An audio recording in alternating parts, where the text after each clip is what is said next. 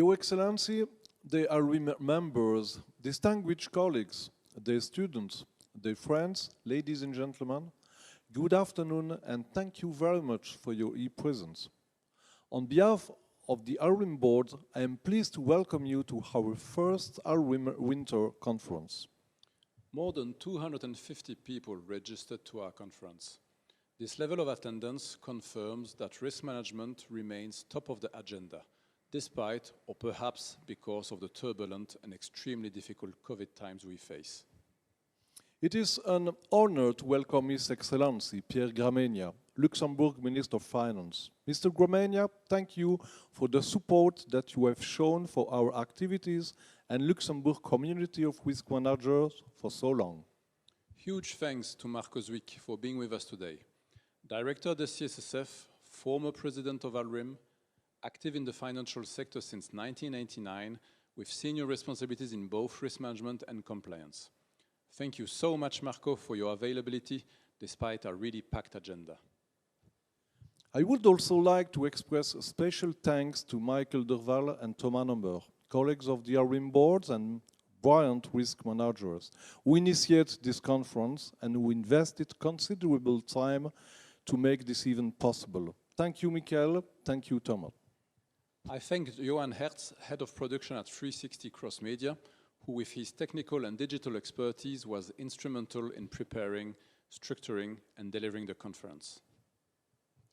Thank you to all the panelists for their commitment and their acceptance to share their point of view with us. Dr. Patricia Thierry, General Director at the Association for Occupational Health, Metap Noumanoglu, Chief Risk Officer at BBH, and Sacha Reverdio, Conducting Officer and Head of Risk at Lombard Investment Managers.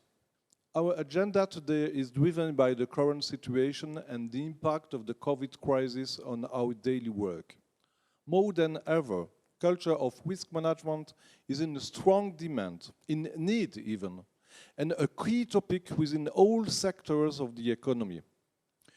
Traditionally geared toward financial sectors, ALRIM is enlarging its action as much as possible in order to encompass all sectors of the Luxembourgish economy and better represent the risk management community. Substance of competency are key for the sustainability of our financial place, and risk management will become more and more important.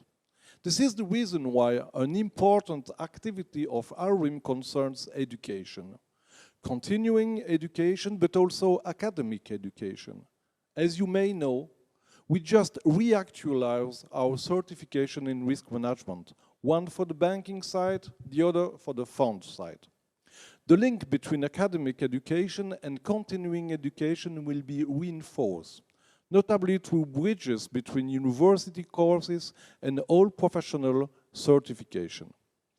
Predictions on the pandemic, but also in general, are certainly not the topic of risk management. Nevertheless, we need to be proactive and therefore aware of the all risk factors. Re-emerging or entirely new risk category require particular attention, such as cyber risk and also human risk, with increased occurrence linked to the pandemic and its collateral effects. Let's not forget about our daily concern like liquidity risk, reporting, and traditional risk in general. Enjoy the conference. Thank you. Your Excellency, the audience is yours.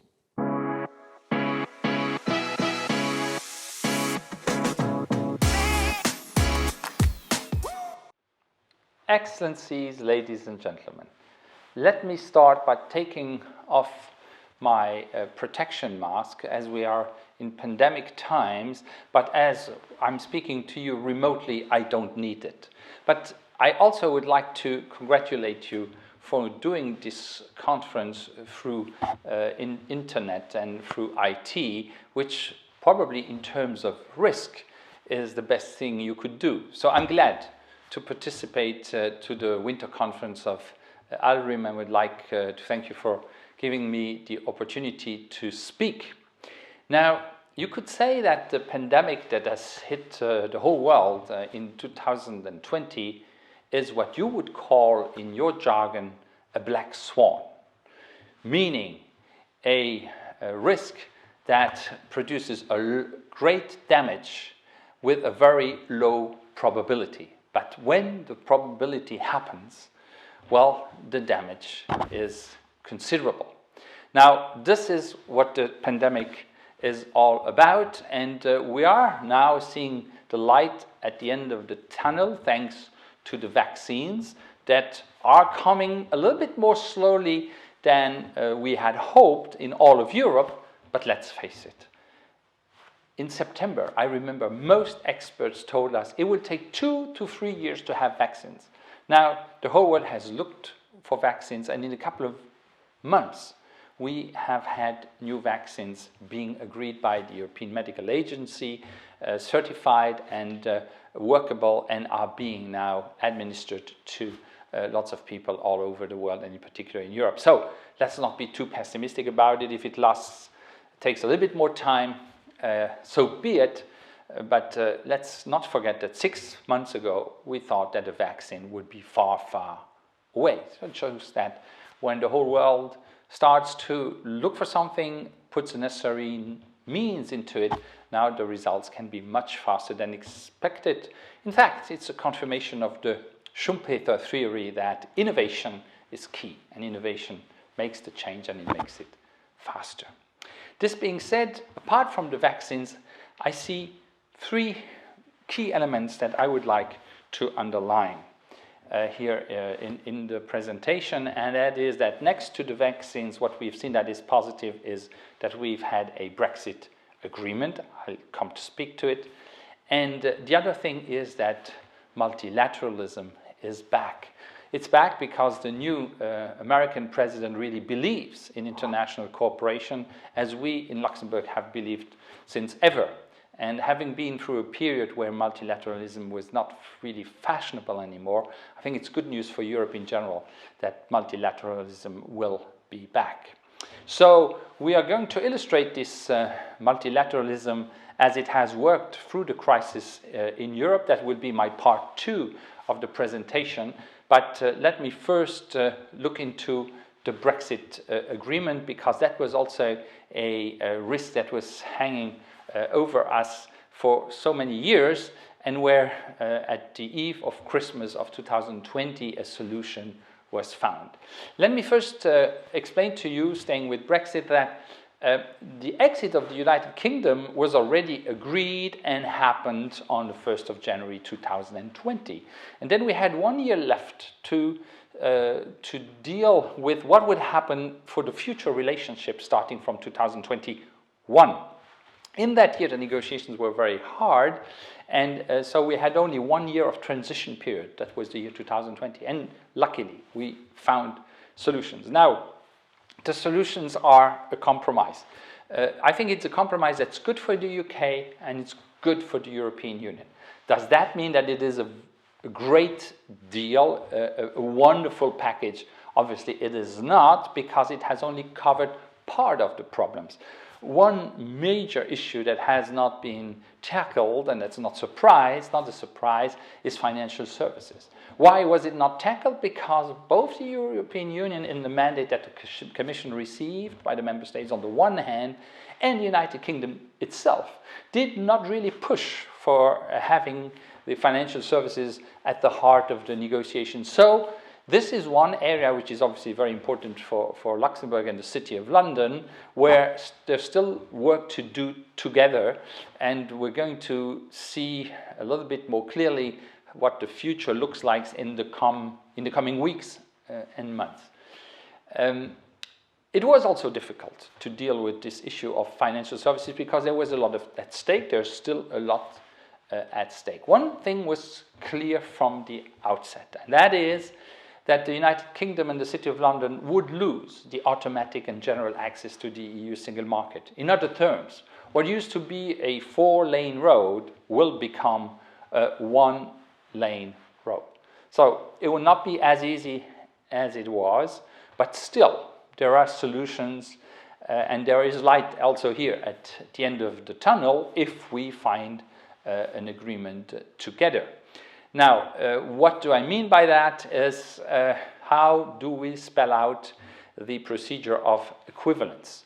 Equivalence that the European Union has used in the past with some third countries, which the UK now is becoming, and to see how we can organize that. Now, obviously, the United Kingdom is a very special kind of country because until recently they were a member of the European Union, so they have exactly the same rules as we have in financial services, and we need to see how that transition is going to work. So we come from a position where we have 100% equivalence by definition, where we move to slight divergences in the future and see how we can reconcile that. And Luxembourg advocates, as does the EU Commission and European countries, is that we need to make sure that we have a structured and regular dialogue with the United Kingdom, especially with that country. We cannot just have sporadic discussions on this topic. And if we have a structured and regular dialogue, we will probably be able to set the right milestones for our cooperation in the future and make sure we still have a one-lane road that combines the best interests of both sides. So that is what I really wish for Brexit in the months to come. And let's be also quite positive about what happened before Christmas last year, because the United Kingdom, thanks to the agreements that we could do and agree upon in terms of goods, the United Kingdom will not be a third country like any other country in the World Trade Organization. So we will keep a kind of good and special relationship with that country, and I hope that will throw a positive light also on the discussions that we will have on this dialogue that we really need, because Luxembourg and UK have worked very well together in the past, and I'm very confident that we can do that in the future. In the second part of my short presentation, I will, like promised, talk a little bit about the pandemic, its consequences in Europe and in Luxembourg. Let me start by insisting on the fact that it was important for all countries in this context to absorb, to offset the economic consequences of the pandemic as far as was possible. Now, Luxembourg has committed close to 20% of GDP equivalent of measures to help the economy, to help save lives, invest in health, help save jobs with short labor schemes, help the livelihood of people with some social measures, and also help some companies get through the lockdowns. Now, the first lockdown in Luxembourg, as was in most European countries, was a very strict and sudden one with very deep economic consequences, and obviously connected to that a very deep loss in GDP terms in those weeks, and then also a lot of loss of revenue in terms of taxes.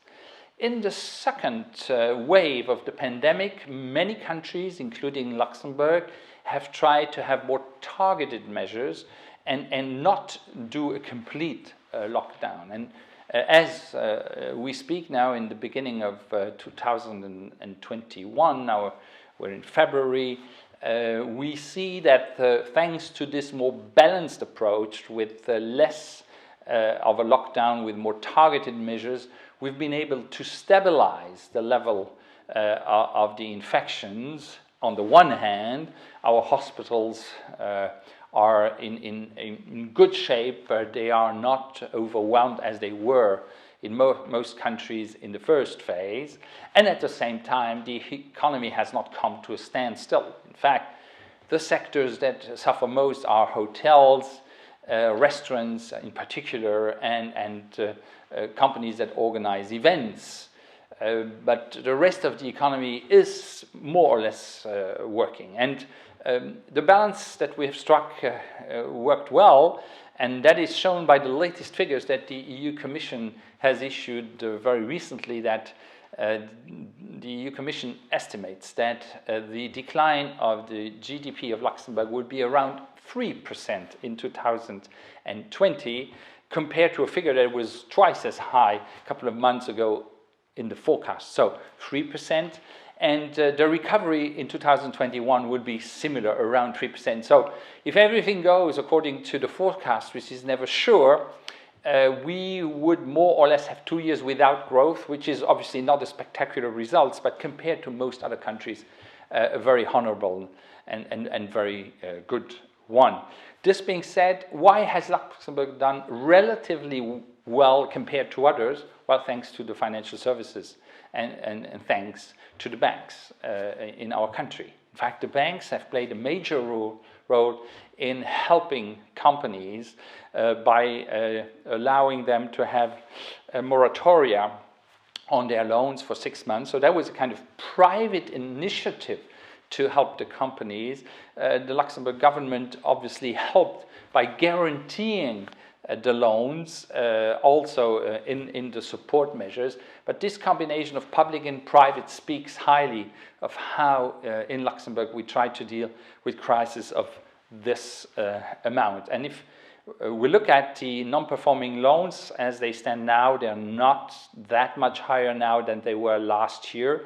If you look at the assets under management in the investment fund industry, they fell rather heavily in the first quarter of 2020, have recovered since, and have now reached a new record of close to 5 billion euros. So you could say that the financial sector has weathered the crisis and the pandemic reasonably well, and that obviously helps our country. But let's not speak only about Luxembourg. Let's put this in a wider context, the one of the European Union. And I remember the night of April 9, 2020, when we agreed at EU level that we should have more cooperation, more solidarity. And we agreed 3 measures, provisional or direct measures, worth 540 billion euro to help the different countries in many ways.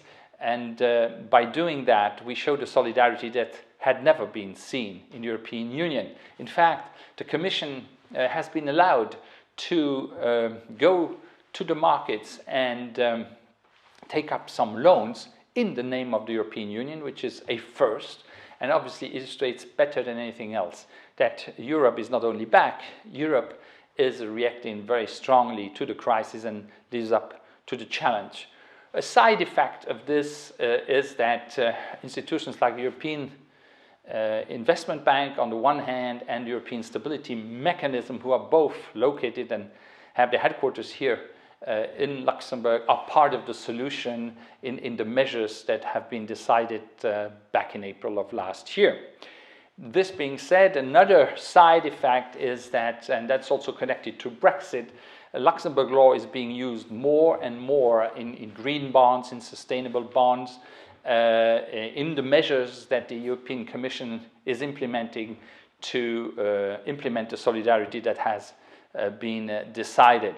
Now, after that, the EU chiefs of governments, heads of governments, have decided to have the next generation EU budget agreed, and the Resilience and Recovery Fund of 750 billion euro, which is going to be rolled out in the coming weeks. Also here the solidarity is strong, and we are very confident that thanks to that instrument, we will be able to reduce the gap between the countries that are relatively better off than others and those who are suffering more from the pandemic. And this is now what I've just described, the 750 billion euro Recovery and Resilience Fund is the quantity.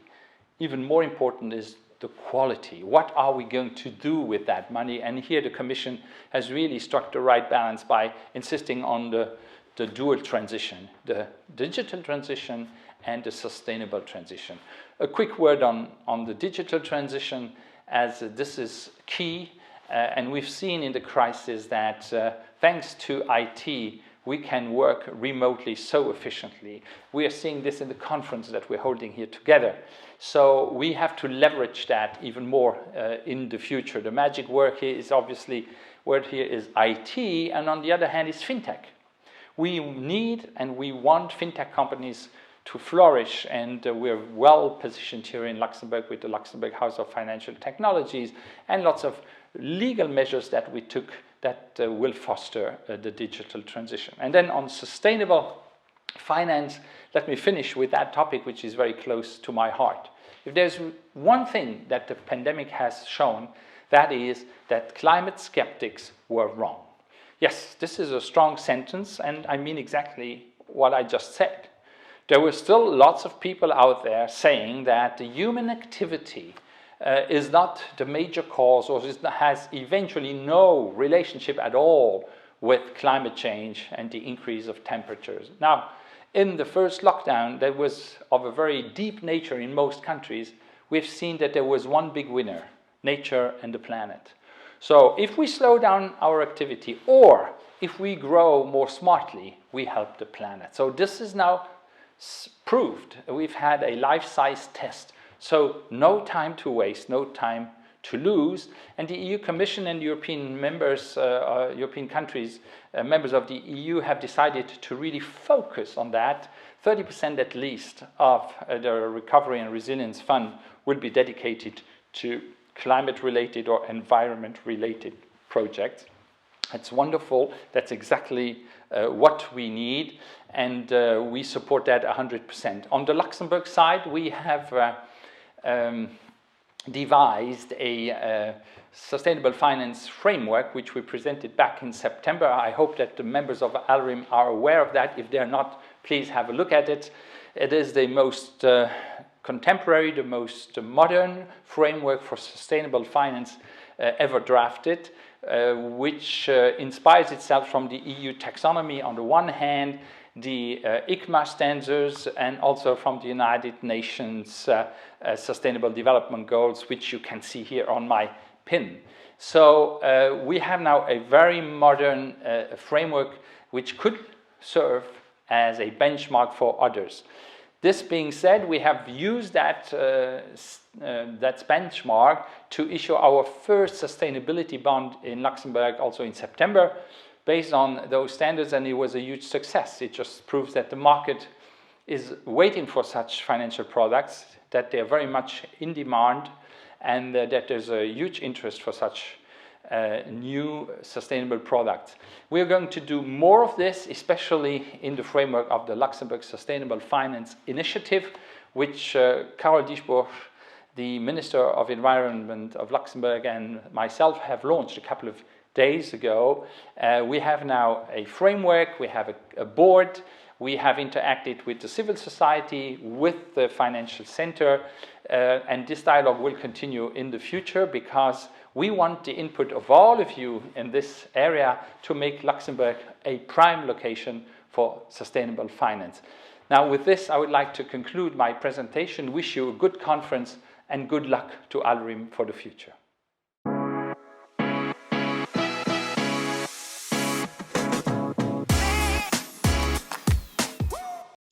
Ladies and gentlemen, many thanks for inviting me to your conference.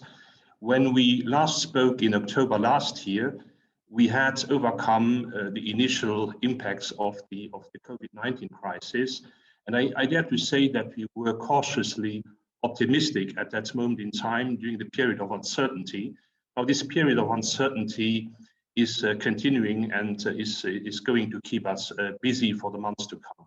Now, often people ask the question, what have been the impacts and the effects of the pandemic on the behavior of the financial actors? And I would like to start just by saying that the crisis, of course, resulted in market turbulence starting in March, with increased volatility in the markets, with the impacts which we have all seen on the fund assets and the funds themselves. And we had, just before the crisis, assets under management in Luxembourg for the funds which we supervise, which were equaling 4.67 trillion of euros under management. This went down at the beginning of the crisis to 4.15 trillion, to reach now at the end of December, of end of 2020, actually 4.97 trillion. Now, I think that's all good news. We have seen that there was a quick recovery in the market. We have also seen that the impact actually on the markets and on the funds has been mitigated by the diversification of the strategies which we see in the Luxembourg fund space, and also, after all, by all the good risk management which you and your teams have been doing during this difficult period. So I'm very thankful for that. It also revealed that there were questions around liquidity management, to which I will come back in a moment. Now, what we have also discovered are new ways of working, and I think that shouldn't be underestimated. It is actually quite important that for you, the way you work changed. For us as a supervisory authority as well, we have all been forced to use more teleworking. We have also made experience with the deployment of new techniques in communication. And we have also seen the impact from our perspective on the 3 lines of defense, because obviously risk management, compliance and audit being the key functions in terms of the 3 lines of defense model, it is very important here to stress that normally the work which you do and which we as a supervisory authority do is to be very close actually to the market and to be very close to the entity which you supervise, respectively in your organization, that you are very close to the people in the first line of your business. And I think that's probably a big change which you have seen. And that's also maybe part of the caution which we have to put into place here, not to overestimate actually the risks which result from not being there presently to perform the day-to-day business. So I think that's an important point. Now at the CSSF, we started also teleworking back in March last year. Our agents have been equipped with laptops, so all this was working fine. And our objective at the end of the day was not to make it visible to the outside world where we would be working. It was important to make it visible that we are working and that we had a continuity in the services provided and in the supervision, which is key to our financial center. We have also during that period postponed some reporting for your benefit. We also had, and we were forced actually because of the circumstances, to add some reporting, and which was addressed on a daily basis to the most important players and who covered actually more than 90% of all the assets under management. And we are grateful for all the feedback which you have provided, because that helped us during that period to take the measures and also to respond to the many questions which you had, being it via phone conversations, being it via the use of Q&As, which we have developed for a number of topics, including liquidity management, including active breaches, NAV calculation errors, just as an example. On the on-site visits, which we normally perform, I just would like to say that we continued our plan with a little interruption at the beginning of the crisis. We, of course, by respect of all the sanitary measures, we do not perform on-site inspections in a classical sense, but we have been able to continue our work and to cover a big portion of the market with respect to some thematic reviews, also with respect to some specific inspections. Now, the way to do this was to use techniques, communication tools. We also used screen sharing tools so that we were in a position to operate like we would operate when we are doing an inspection in your office. So all this was working to our entire satisfaction. Now, the question which I think for risk managers is very important to stress here is, what are the real risks which you see or which we see, and without wanting to put a priority into the risks, there is, however, I think the most important one by far, it's the human capital risk. And I think human capital comes first. And we have seen that during this crisis, it has told us more than ever that all the techniques which we use and the technologies which we use are good and they are fit for purpose. However, we need human beings to be healthy and to be in a position to perform their daily jobs, especially in the different lines of defense as well, because we know that there may be people outside of your organization who try to take advantage of any weaknesses which would happen in your systems as part of the crisis. I think human risk is key. Then you have the risk of operational resilience. There again, I feel that this was quite well mastered in our industry. It remains key, and we have also learned that the deployment of disaster recovery plans or business continuity has taken a different dimension from what we have seen beforehand. Beforehand, you may have had an operational issue. You took your colleagues and you put them into a backup center. Well, here, that's clearly not the solution to the problem, because the issue is a completely different one. And so the use of the previous tools for business continuity was no longer appropriate. I think, again, teleworking was really helpful in that respect. If we speak about all the technologies, there's of course one emerging risk which deals with cybercrime, and that's also something which we have inquired since the beginning of the crisis. By the way, already before, but during the crisis, as part of our daily questionnaires, we asked people as well to keep us informed on any cyber attacks. And we can conclude that during the period, at least for the asset management industry, we have not seen a significant increase. And we have also not seen many cyber attacks which have been proven to be successful, at least from what we have been told by the market.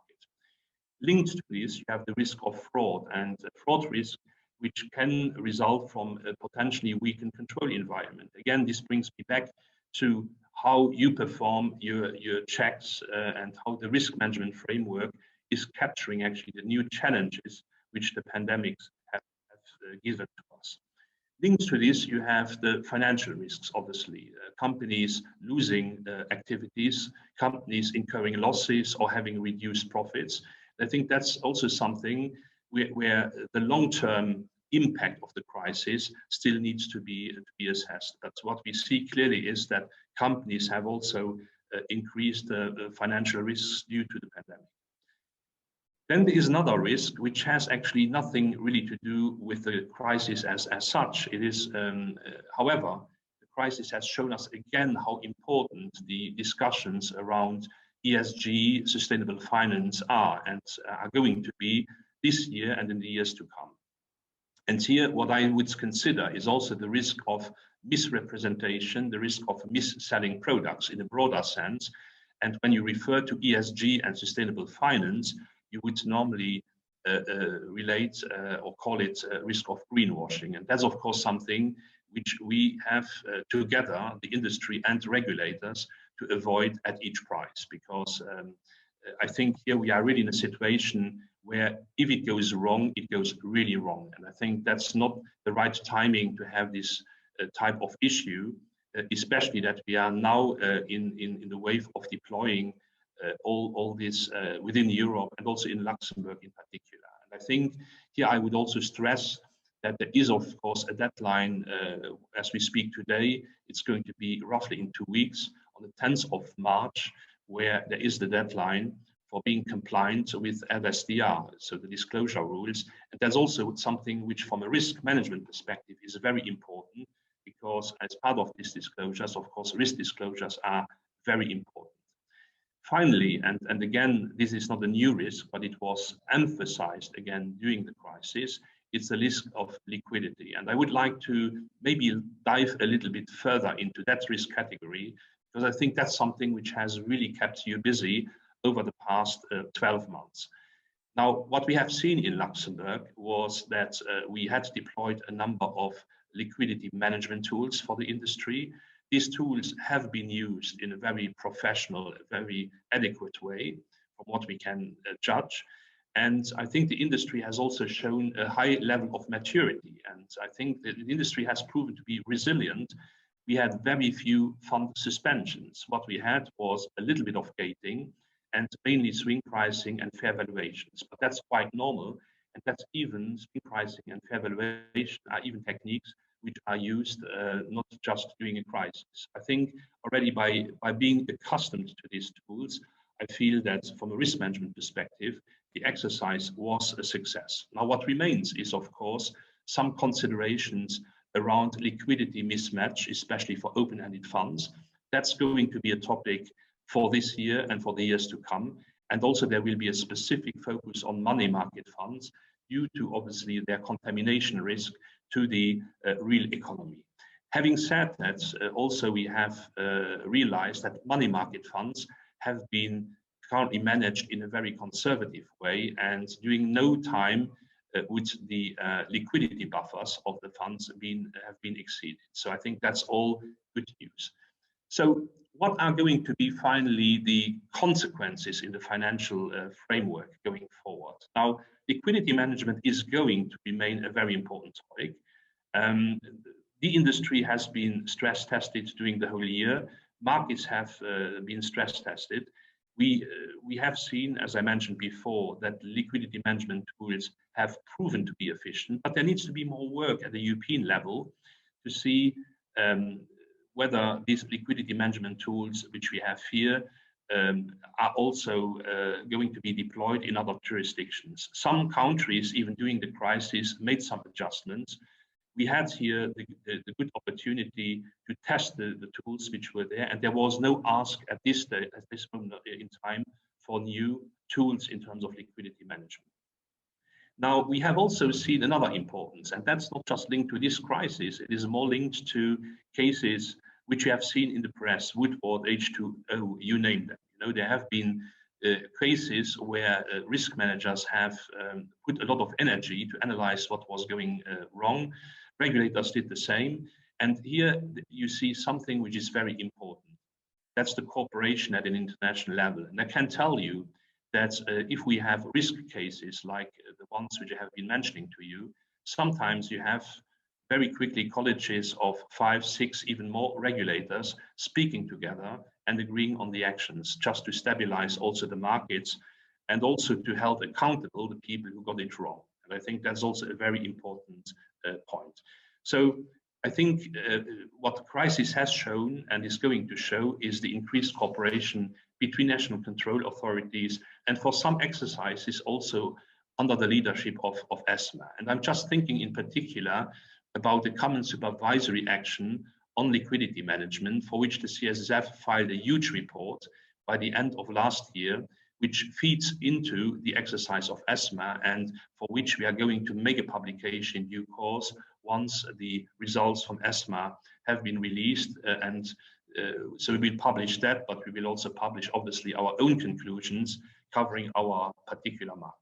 So what we are going to see basically this year and in the years to come is that the work is going to be continued. It must be continued on the basis of the knowledge which we have gained from COVID-19. And that doesn't say that everything which was in place was wrong.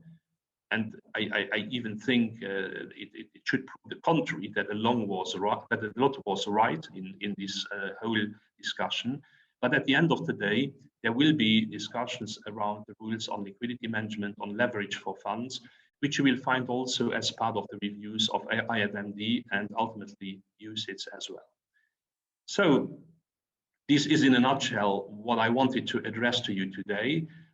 We, which means the industry and ourselves as regulators, we have gone through a really very difficult period. We have come out, I think, stronger, and we are going to come out stronger. And having said that, and also I wanted to finish on a positive note today, I wish you really a pleasant and a very interesting conference, and thank you for your attention.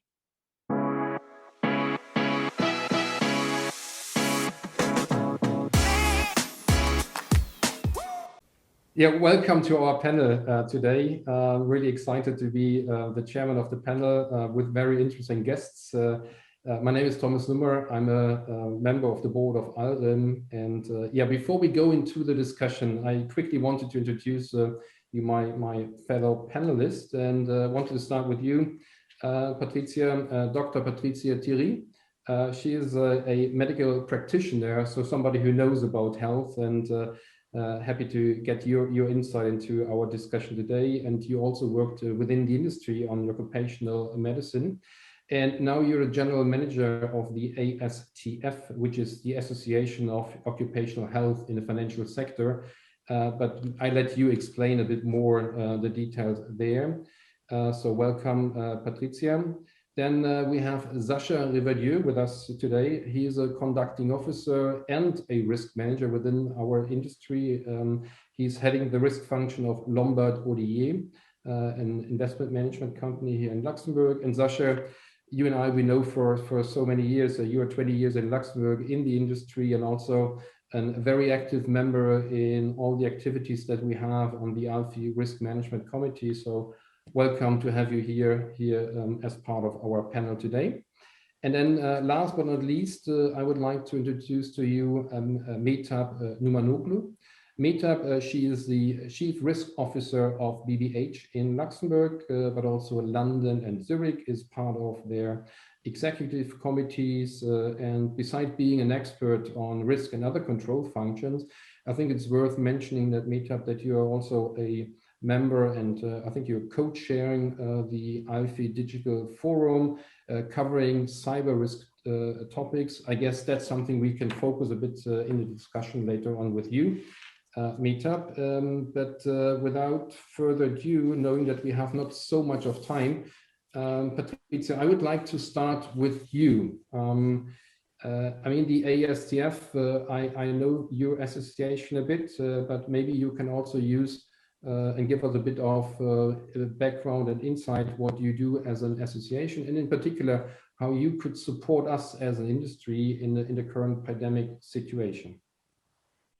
Well, Thomas, as you said, we are an association for occupational health and particularly for the financial sector. And in fact, we act as a support for employers as well as for employees regarding health and security. So our major concern in this sanitary crisis is how to protect employees, of course, and how to keep the business going as well. So it's a little bit a balance between the two of them.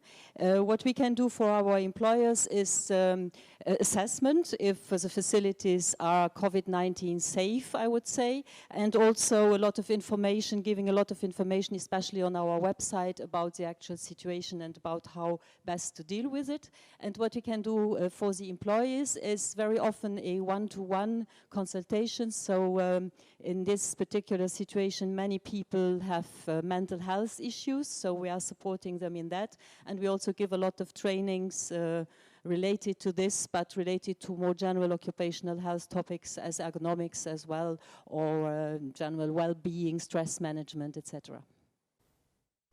That's interesting to know. And what does that mean in terms of the pandemic situation? Are there any statistics around? Have you helped more companies than in the months and years before? Are there any sort of special questions that you receive and demand that you detect in the let's say the last 12 months?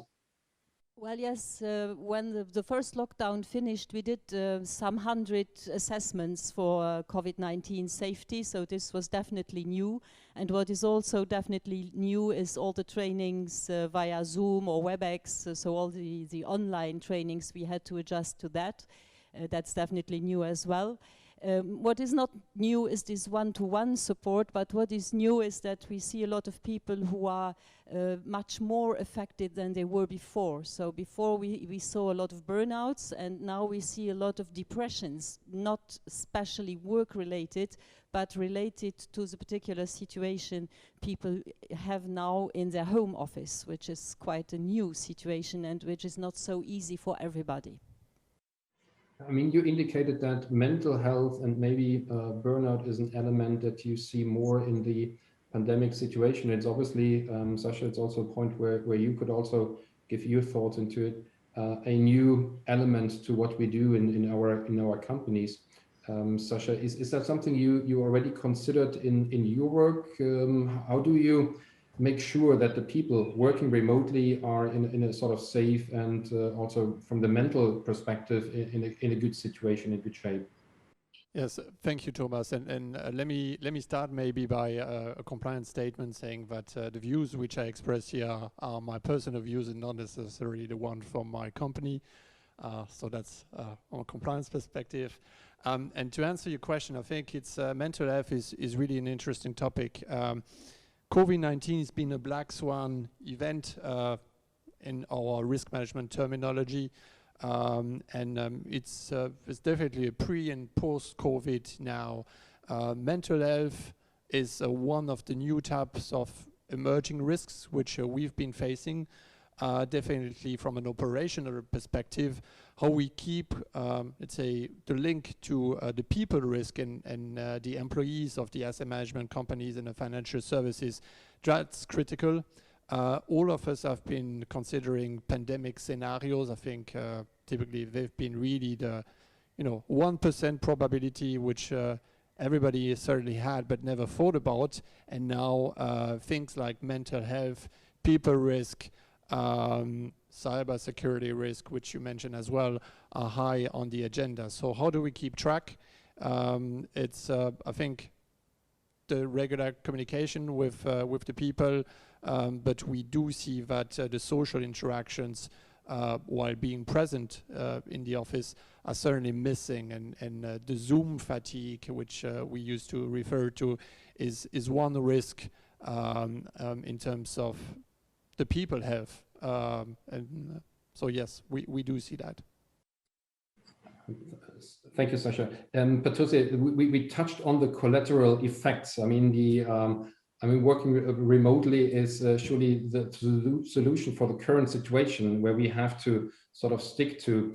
But from your perspective, should we think of maybe as a place, as Luxembourg as a place, on trying to have a vaccination also for the commuters, for people coming into Luxembourg? Are there any thoughts? I mean, it's probably interesting for the people like myself, coming from the German border, crossing the German border, but also the people of France and Belgium. There is maybe a delay in getting the workforce back to Luxembourg. Are there any thoughts, any indication that you have heard whether Luxembourg is ready to also do a vaccination for the cross-border workers? For the moment, the answer is clearly no. So they are vaccinating cross-borders in the health sector, but not all the others. So if you have a look at the vaccination program, it has 6 phases. So first one is for health workers and for elderly people living in institutions. And there the workers are as well involved. But for the phase 2 to 6, it is just for people who live here in Luxembourg. So generally we can say that on a European level they try to coordinate these vaccinations. So that's the wish of the European Union, and probably it will be for everybody more or less at the same time. But now according to the phases every European country has put in place, maybe there are some delays, maybe some people are vaccinated earlier according to the group in which they work. That I don't know, but for the moment certainly not here in Luxembourg. It's just for people who live here in Luxembourg. Maybe it will change, that I don't know. Okay, thank you. Sasha, I saw you were raising the hand. Was there a comment that you wanted to give?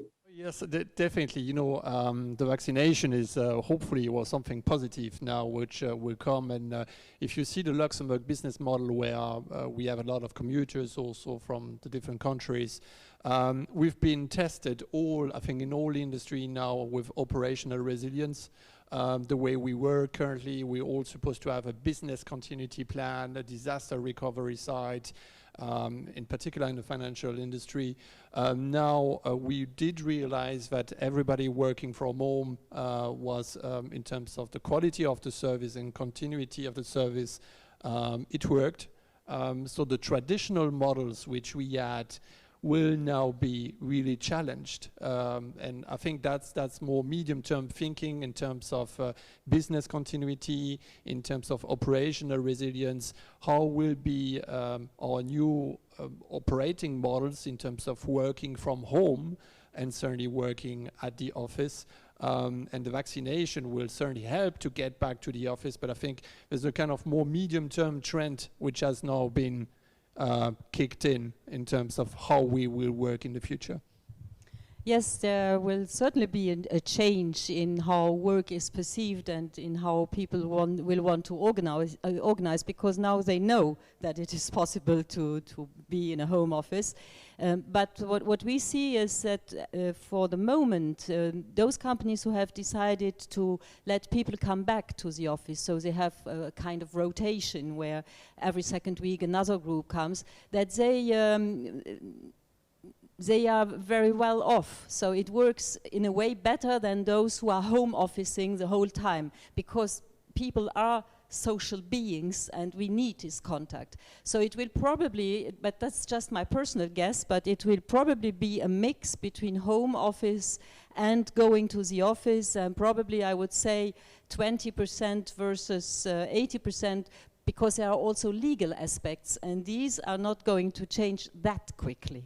That I would be very astonished if that were going quickly. So these are political decisions and not just, I would say, operational or organization decisions.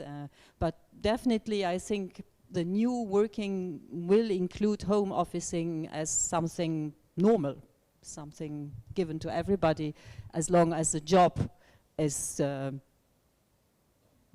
as long as the job is possible from your home officing. I can't see, some jobs are not going to work from your home office, but definitely in the financial sector, this is going to be the future. I think so. No, I agree what you're saying. I mean, that's also my personal experience. When you look into how quickly we have adapted to things like what we just do, have a virtual conference, have a discussion over Zoom. I have with all my clients, because I cannot meet them in person, every day sessions like this. If you see some other businesses, they have often the challenge to adapt as quickly as we do. So I think I mean, Sasha, we can talk about it a bit later also. I think the operational resilience of the Luxembourg business is extremely good. And from that perspective, I'm more than surprised that we really adapted that quickly to the situation. But also agree what you're saying, Patricia, that even after the COVID crisis, and we all hope there will be an end soon, that there will be a bit of mix between working in the office and commuting, and maybe also have a bit of opportunity to work from home as we do currently. Sasha, this is now probably a good opportunity to go back to your life as a risk manager.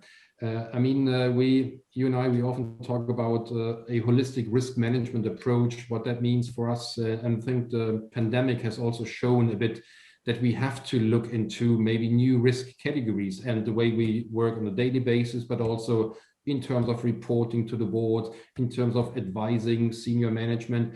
Maybe you can share something, how you have done, how you have experienced it, and maybe developed some new standards for your business.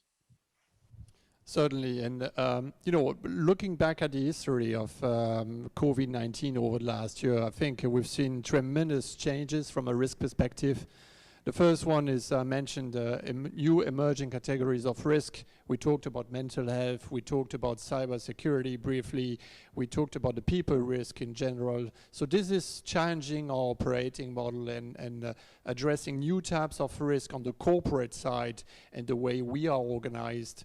There's also new types of risk which we did have on our portfolios, for example, at fund level.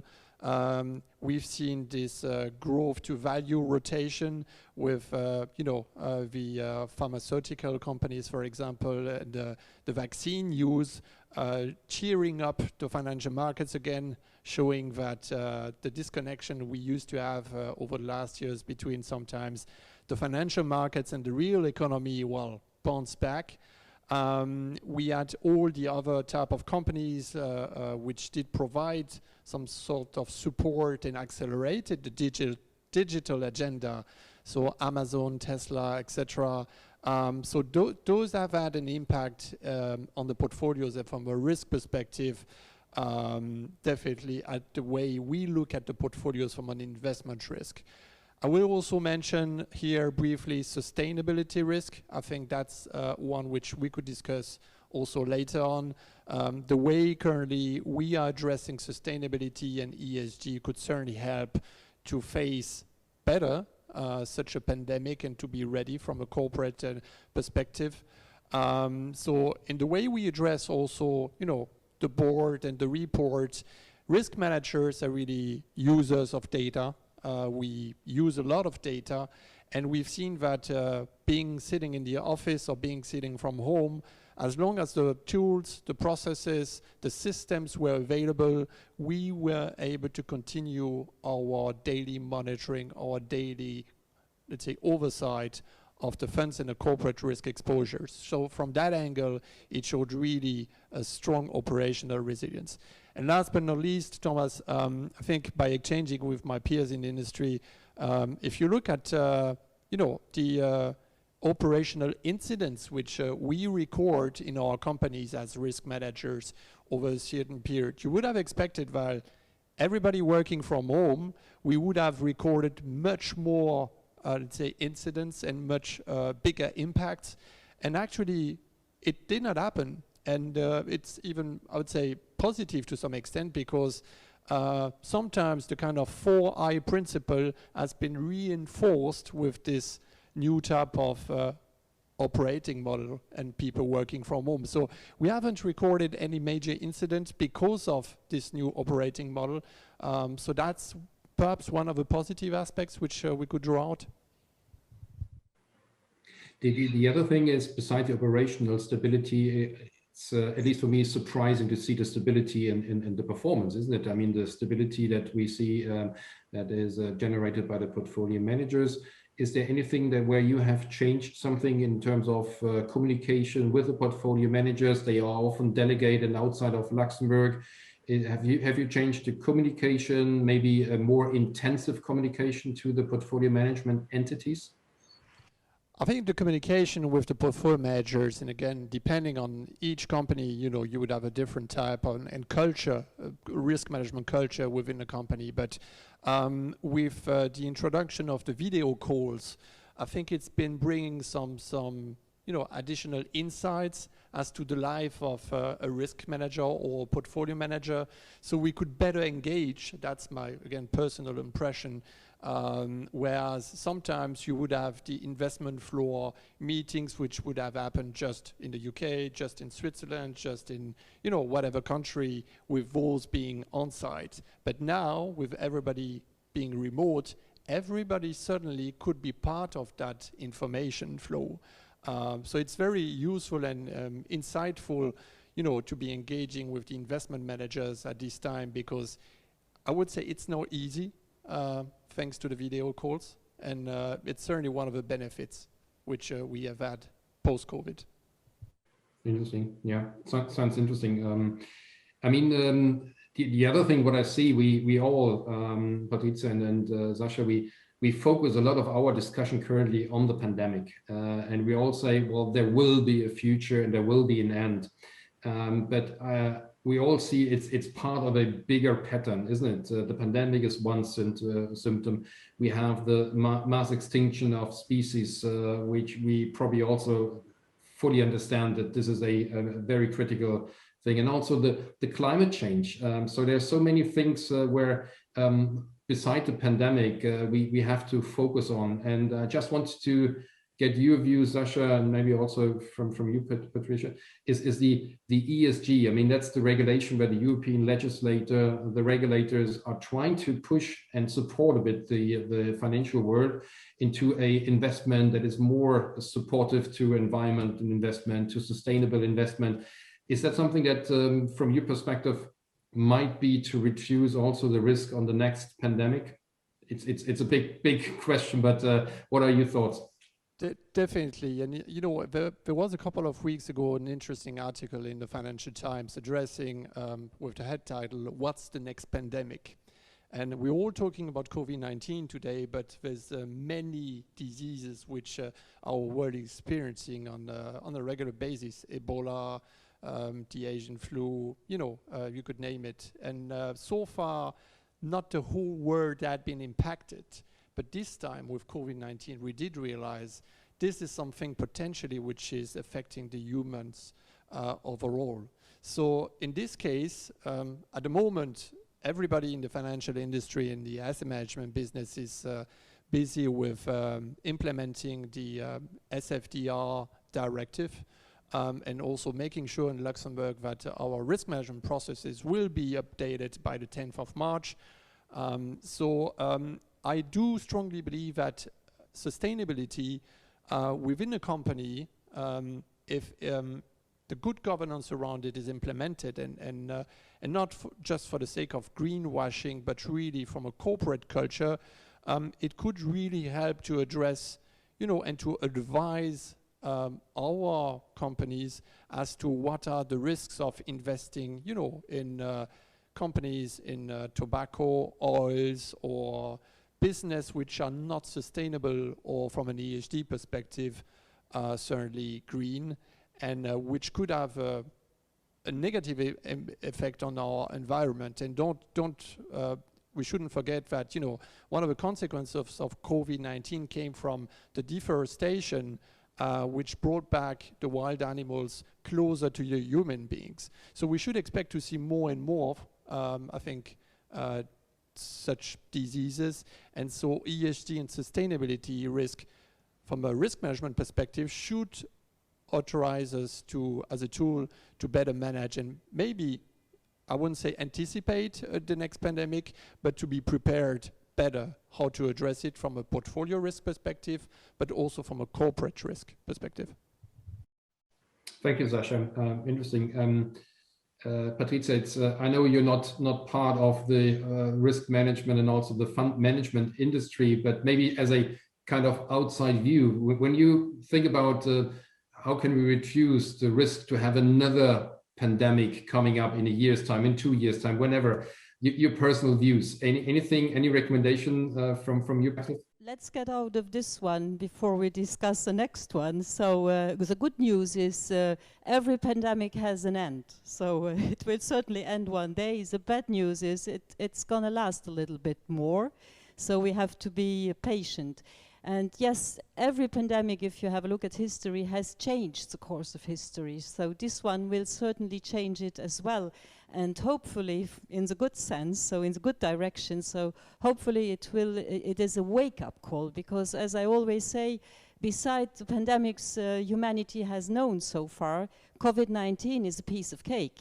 Yeah, I mean, if you have a look at plague, for instance, it extinguished half of humanity in the 14th century. If you have a look at measles, it extinguished 90% of the Native Americans in the 15th century. So we were lucky. We have 1% of death rate for COVID-19. So this is maybe a wake-up call that we should consider a little bit more intensely what we are doing to our planet, because we just have this one, as far as I know.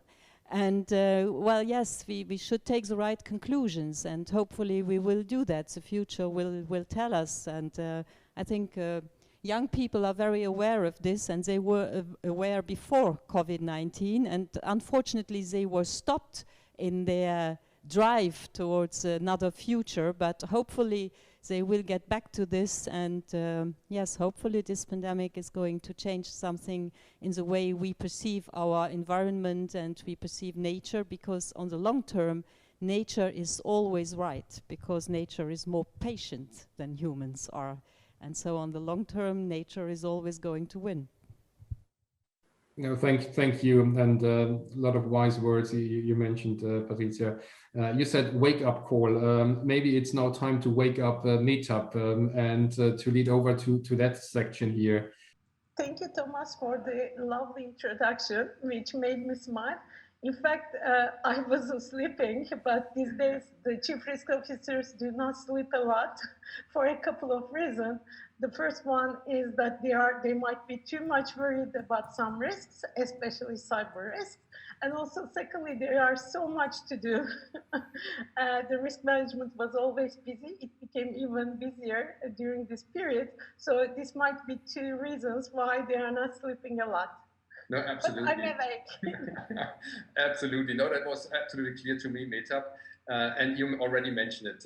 Let's focus a bit on cyber risk. And from your perspective, how have cyber risk evolved since the pandemic broke out? First of all, thank you very much, Thomas, and many thanks to ALRIM for having me in the panel. I'm delighted to be here. And as you mentioned, Thomas, the cyber risk really evolved a lot since the breakout of the pandemic. First of all, it's a risk area that is continuously evolving, and the sophistication of cyber attacks and the number of cyber attacks were increasing prior to the pandemic, and it continued to further evolve with the pandemic. And there were a couple of reasons for that. Suddenly, all of us started to work from home, right, since March last year. We were all more connected than before. We are, like, in addition to the tools that we are using for our work at home, all of us have smart TVs, smart fridges, smart everything. So we are living in a world that is more connected than before. Another important topic obviously was operational resiliency, which became of critical importance. And also, I think there were some advantages of working from home, but also some disadvantages. For example, attention and focus of people working at home might have decreased due to the fatigue, due to the other things happening. So everyone needs to be more diligent, and I think the training and awareness is really important. There was also the other important factors, such as shifting almost overnight to a remote working environment in March last year. For many organizations, it proved to be a challenge because it was a prime opportunity for the cyber criminals. According to some experts, at home, sometimes employees do not have their colleagues around to sense check an email with them. And they might be juggling with other commitments, such as looking after a child or an elderly relatives, or like in my case, I have cats. So sometimes due to the many things and due to the fatigue, the concentration might be different. And human error is one of the things which is very important in the case of the successful cyber attacks. It is one click, one rogue link, and it can create many problems for the organization, for the people working with that organization, and for the industry. Another, I think, important factor was phishing. Cyber criminals took advantage of all these, launching phishing attacks that was focusing on employees' fears and emotions, as they do in general for phishing. For example, in some examples, that industry has seen was phishing emails offering COVID-19 related tax reliefs, links to masks and hand sanitizers, and warnings about fines for breaking lockdown rules. So, like in other cases, in case of phishing, cyber criminals are trying to take advantage of our fears and emotions, and they were focusing on these phishing emails. And also, weaknesses in cybersecurity were also a challenge in some cases. Although many firms have addressed this as remote working was already part of their business model. For some, relocating their employees to their homes presented an IT nightmare with new vulnerabilities through the home Wi-Fi setups. And also, like the new technology platforms, such as video conferencing platforms and other technical tools that we are using, all these might have created a challenge. So, and on the top of all this, I think the cyber criminals became more sophisticated. 5 years ago, only few groups were able to carry out very sophisticated ransomware attacks. Now the criminals have shared also their knowledge through the dark web, and the threat landscape became much worse. Thomas, for now, your turn not to sleep, because I will give you some percentages about what happened to cyber risks since the pandemic. Some consultants have reported that the spear phishing increased nearly 7 times since the pandemic began. The FBI has seen 400% increase in cybersecurity complaints. And also, according to statistics, phishing attacks spiked 350% as global lockdowns resulted in more people working from home. Google and others continue to block millions of coronavirus-related scam emails each day.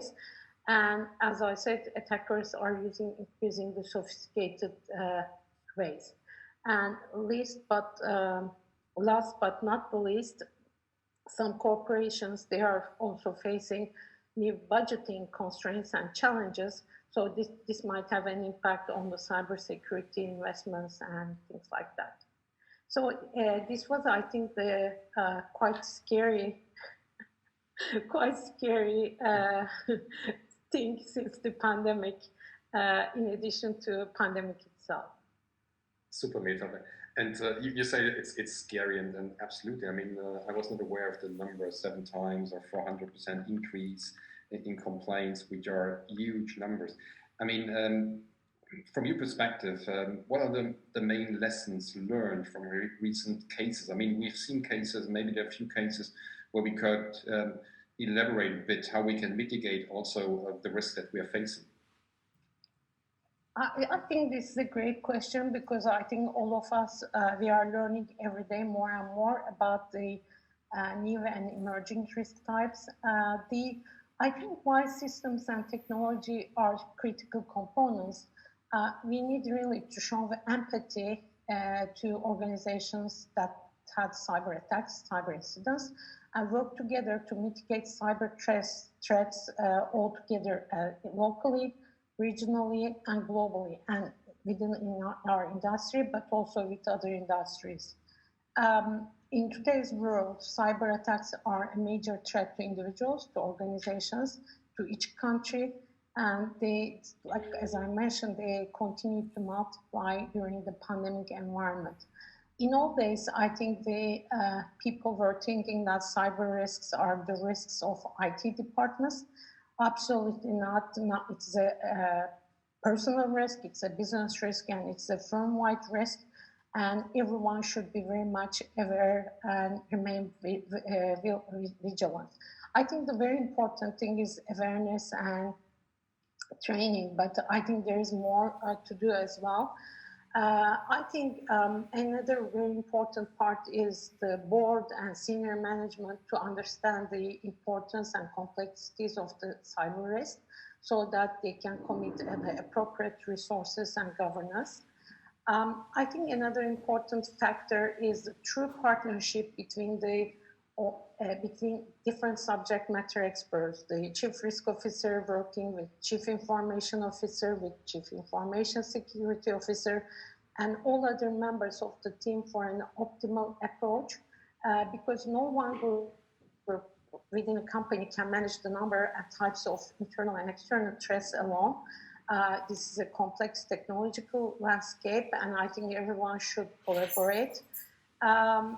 I think an important job for the CROs and other C-level executives is to be the cyber risk management ambassadors to promote the importance of this. And also, I think the risk managers, we should be acting as translator or facilitator of discussions between the board and our technical guys, because the CROs can assist the chief information officer or chief information security officer to ensure that management reporting contains the right information, the right level of detail. In my opinion, all the countries and all the organizations should work and cooperate in this area, and they shouldn't work in silos. In Luxembourg, there are many initiatives, and I think they should be more coordinated as well. I'm the co-chair of the IFI Cybersecurity Working Group and Committee, and soon IFI will publish some guidelines, some cybersecurity guidelines to its members. And we had a chance to work in the industry with others, and I think we should continue to do so. I think if I want to summarize the main lessons learned from recent high-profile cases, Thomas, I would say awareness and training of employees and everyone is very important. The timing and urgency during the incident and crisis management is crucial. Industry collaboration, in my opinion, is a very important step. And also each company, they should be doing testing, dry runs, playbooks in relation to incident management. Because if it happens, and once it happens, the ones experiencing knows that it is really, it might be chaotic, and so you should have tests, dry runs, and playbooks in place. And I think the other important factor, as I mentioned, is interconnection between different players and information sharing, because it's a global and connected world. If someone is impacted, all their clients, their vendors, and everyone might be impacted. So I think we are all together in this. And it's a digital world. Artificial intelligence is used to identify, control, and manage these risks, but also it's a multiplier, because there are more and more technologies coming, and we do everything with technology in a post-COVID world. So I think we should really continue to work together and to not to work in silos. I think what you said, Meta, in particular, the link between the governance layer, the board and senior management, and the business line, and how a CRO could advise, I think that's something that what I feel is very important, and really definitely part of the role what I always feel should a risk function should do. Now, unfortunately, we're running a bit out of time, but maybe the last question that I have in mind, that maybe we could try to be short in answering it. From your point of view, Meta, the most important risk factors revealed by the pandemic as new or maybe hidden risk factors that you have seen? Sure. I think I will be very quick. I think some new and emerging risks were there. Some of them are sustainability and climate risk. This was important. This became more important with the pandemic. I think pandemic risk and disaster risk, maybe some organizations have forgotten them for some years. It's definitely very important. And ESG related developments and regulations, I think they became even more important. And of course, the inherent and or residual risks of some already existing risks have increased as well. Just to mention a couple is business continuity, operational resilience, vendor management, fraud, cyber, data protection. All these, I think, they have been also increasing inherently or residually. But also, I would say, workforce and or some operational risks relating to your workforce might have increased due to the potential illnesses, fatigue, and things like that. So I tried to summarize, Thomas, the last question. That was very helpful, super. Thank you very much, Meta. And I think that was a nice summary to conclude our session today. Just before we really close the session, Meta, first of all, thank you for the insight on cyber risk, and also I think the link that you've made to ESG is something which is important, and also something that we have noted also when Sasha gave a few comments on a more general aspect on the impact to a risk manager, to a risk function of a management company. And finally, also Patricia, also in the beginning, highlighted a few aspects more from a general perspective, and also how ASDF can help the industry to go through these crises and find a support, which I think was a nice additional information shared with us. So that concludes our session meetup. Thank you very much also to Sasha and Patricia. Really appreciate it, and thanks on behalf of the board of ALRIM. Thank you. Thank you very much. It was really a pleasure to participate. Likewise. Thank you.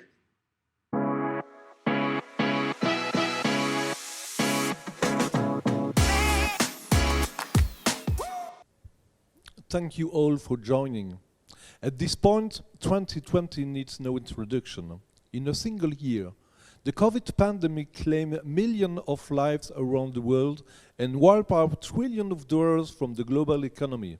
It changed the way most people work and live, and has left a lasting imprint on virtually every industry.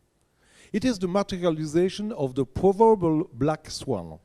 It was only fair that our first ALRIM Winter e-conference would focus on these events and address related risk and how risk management is adapting. We decided to nickname our conference COVID, the Good, the Bad, and the Ugly, in reference to the 1966 spaghetti western starring Clint Eastwood. As in this title, the pandemic has led us all to live through bad and even sometimes ugly events. Dr. Thierry, especially, has addressed some of the human factors at play: Zoom fatigue, lack of social contacts, stressful working from home environment, and the increased risks to mental health and overall well-being. The human cost each of us may have been exposed to is also front and center in the daily press.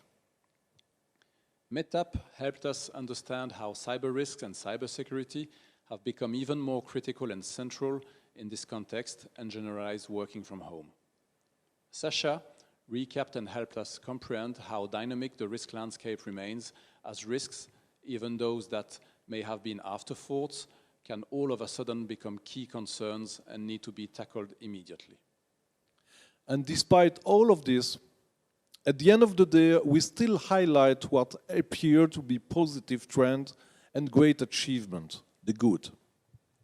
I believe every speaker stressed the importance of communication and sharing information in order to ensure smooth operations, employee safety, and effective corporate culture and governance. Also, how technology allowing remote work is a great leveler that enables better communication, renders geographic proximity mostly irrelevant, and helps underscore good governance practices. Another common theme is the likely permanent changes in business models that are envisioned, with a balanced mix between office and working from home, adapted management of work-life balance, and the accelerated shift of focus and investments towards sustainable or ESG. Our keynote speakers and panelists pointed out how, once again, the Luxembourg economy has proven incredibly resilient. Several industries, among which the financial sector, have transitioned to a predominantly working from home model. Arguably, this was achieved without major disruption or drop in productivity. We talked about how regulators, healthcare, and management companies have adapted to cope and help employees and companies. Let's also think about the long-term investment programs encouraged by the government in key infrastructure that underpin Luxembourg's current and future successes, such as information and communication technology that were scaled and serviced to keep us all online, or the transport infrastructure that help keeps us out of traffic and decrease environmental impacts, or, as highlighted by Luc in the introduction, training, whether academic or professional. Definitely bright spots and well risk-managed sustainable approaches. As a closing thought, I'd like to note that Dr. Thierry reminded us that although tragic, as pandemics go, COVID qualifies as benign. As Keynes, yes, an economist, famously once said, in the long run, we are all dead. This should then be a wake-up call to seize with immediacy this great opportunity to shift towards sustainable practices and a new economic framework. This was our closing comment. Thank you very much for making this possible, and thank you very much for attending. Good evening.